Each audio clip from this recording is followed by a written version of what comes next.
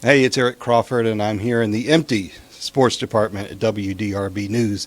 It's Thanksgiving week, and I'm always reminded this time of year how thankful I am to get to do this job that I do and to get to do it with the great people here at WDRB News. I like to take a little time at Thanksgiving to kind of reflect on some of the sports stories and moments for which I am most grateful. It's not always the biggest stories. It's usually a story that leaves you with something to learn or a good story to tell or something to be inspired about. And there have been plenty of those so far this year in Louisville. The first season for Racing Louisville Football Club provided many of those stories in a season that was tumultuous not only for the NWSL, but for the local club itself. But the team gave fans and the city a glimpse of potential things to come when it won the first ever Women's Cup, beating FC Bayern Munich in a 10 penalty kick effort, with goalkeeper Katie Lund not only making the winning saves, but the winning kick. There was Simone Biles, who I covered in Louisville 2 years ago before COVID delayed the Olympics by a year, making a different kind of headline during the Tokyo Games. She didn't get the kind of results that fans might have wanted, but in her very public struggles with getting herself mentally right to compete, she may have inspired millions more with her struggle and her openness about it. One thing I'm thankful for is that we had the Kentucky Derby just about back to normal, and very much back on the first Saturday in May.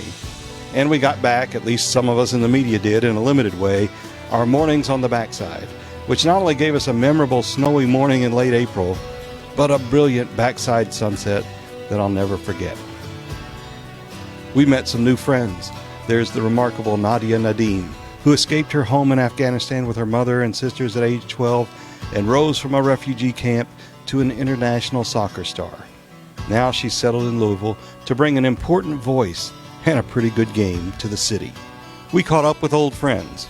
Not only was the day Louisville honored Lamar Jackson by retiring his number 8 at Cardinal Stadium very memorable, I was thankful to be there to see how much his mother, Felicia Jones, was honored by all of the accolades that came her son's way. Certainly she deserved to enjoy all of that. Imagine seeing him go from a little boy that you tackled in the backyard to the Heisman Trophy winner, NFL MVP, and now having his college number retired. We'll remember some departed friends forever. We mourned the loss of Howard Schnellenberger, and we welcomed a statue at Churchill Downs honoring the life of John Asher. It's so realistic, you can almost hear his voice under the Twin Spires. I'm also thankful to all of you who read and watch and support our work here at WDRB Sports. We don't forget that, and we don't take it for granted. Thanks to you all, and have a great Thanksgiving.